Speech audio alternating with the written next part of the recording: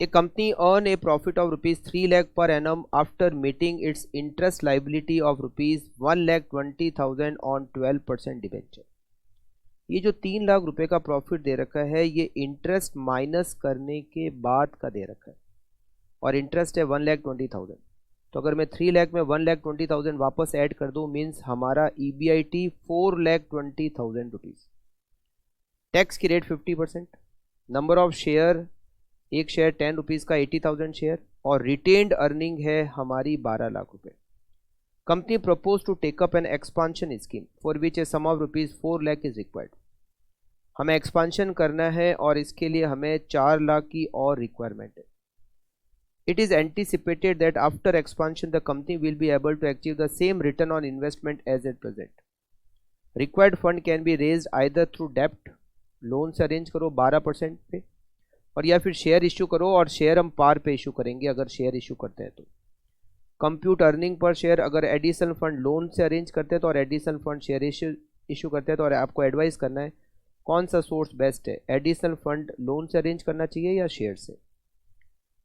पहले तो लिखते हैं working note number 1 alternative financing plan.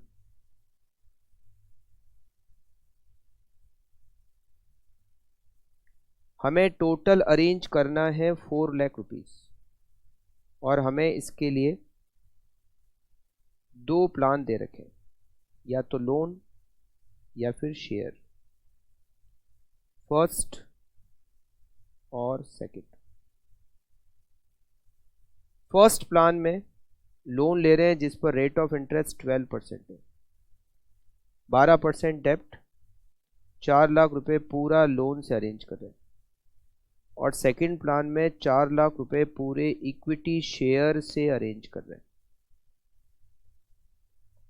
हमें एडिशनल कैपिटल एक्सपांशन के लिए जो कैपिटल की रिक्वायरमेंट है वो 4 लाख है, 4 लाख। इश्यू प्राइस पर शेयर, एडिशनल कैपिटल में जो शेयर इश्यू कर रहे हैं, फर्स्ट में तो कर नहीं रहे, सेकंड में जो शेयर इश्यू करे वो पार पे इश्यू करे और पार वैल्यू एक शेयर की यहाँ 10 रुपए। Additional number of share, additional number of share, पहले में एडिशनल नंबर ऑफ शेयर नहीं क्योंकि पूरा एडिशनल पैसा जो है वो लोन से अरेंज करें। दूसरे में additional number of share 40,000। Existing number of share, अभी हमारे पास पहले से 80,000 शेयर है। टोटल नंबर ऑफ शेयर, अगर हम फर्स्ट प्लान को यूज करते हैं तो हमारे टोटल नंबर ऑफ शेयर 80,000 ही रहेंगे, बट अगर हम सेकंड प्लान को यूज करते हैं तो 80,000 एग्जिस्टिंग और 40,000 एडिशनल, टोटल 1,20,000 शेयर हो जाएंगे। वर्किंग नोट नंबर 2, अभी हमारा जो एग्जिस्टिंग EBIT है, एग्जिस्टिंग EBIT वो है 4,20,000। 420 कैसे, 3 लाख दे रखा है इंटरेस्ट माइनस करने के बाद और इंटरेस्ट है 120, तो अभी हमारा एग्जिस्टिंग EBIT 4,20,000 है। अभी हमारी एग्जिस्टिंग कैपिटल, हमारी एग्जिस्टिंग कैपिटल में अभी इक्विटी शेयर, अभी हमारे इक्विटी शेयर है 80,000, एक शेयर की फेस वैल्यू 10 रुपये, 8 लाख रुपए के शेयर है। डिबेंचर, हम 1,20,000 रुपये इंटरेस्ट दे रहे हैं और इंटरेस्ट की रेट 12% है, मतलब 10 लाख रुपए के डिबेंचर है। और अभी हमारी कैपिटल में रिटेन्ड अर्निंग है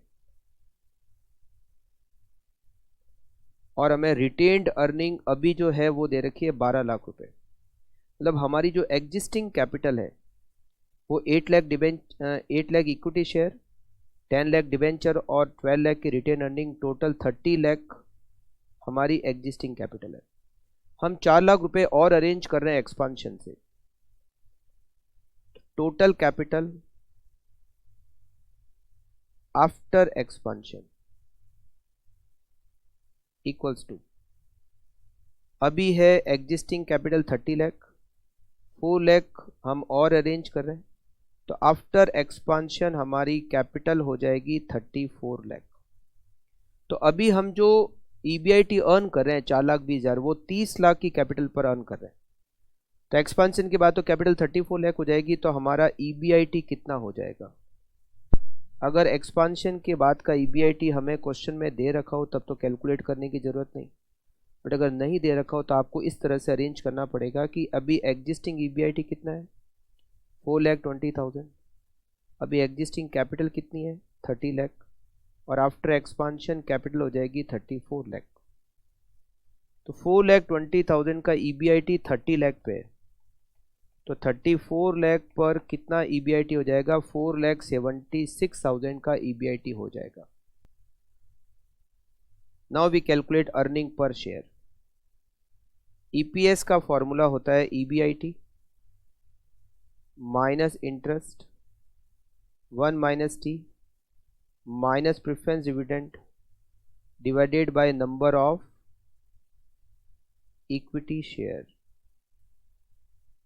अगर मैं फर्स्ट प्लान को यूज करता हूं एक्सपांशन करने के लिए तो मेरा EPS कितना होगा?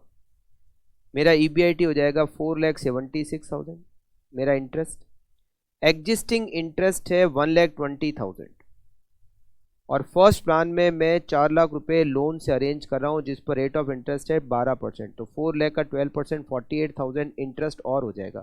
पहले से 1,20 है, 40 और होगा, 48 और होगा, तो इंटरेस्ट टोटल हो जाएगा 168। 1 माइनस पॉइंट, टैक्स की रेट हमें यहां दे रखी है 50%, 0.5। प्रेफरेंस डिविडेंड 0 है, ना तो एग्जिस्टिंग में प्रेफरेंस शेयर है और ना ही एक्सपांशन में, divided by number of shares total हो जाएंगे 80,000। आफ्टर एक्सपांशन जो नंबर ऑफ शेयर्स होंगे वो लिखने 80,000। प्लान सेकंड को अगर यूज किया जाए EBIT 4,76,000। प्लान सेकंड में पूरा पैसा हम इक्विटी शेयर से अरेंज करें तो एग्जिस्टिंग इंटरेस्ट जितना ही रहेगा 1,20, एडिशनल इंटरेस्ट नहीं होगा। 1 माइनस 0.5, प्रेफरेंस डिविडेंड 0, और हमारे नंबर ऑफ शेयर्स हो जाएंगे 1,20,000, 1,20,000। 4,76,000 minus 1,68,000 multiply by 0.5 divided by 80,000। Earning per share 1.925। 4,76,000 minus 1,20,000 multiply by 0.5 divided by 1,20,000। Earning per share 1.4833। Plan first का EPS ज़्यादा है। Plan first should be accepted, मतलब जो हमारा एडिशनल फंड है हमें लोन से अरेंज करना चाहिए।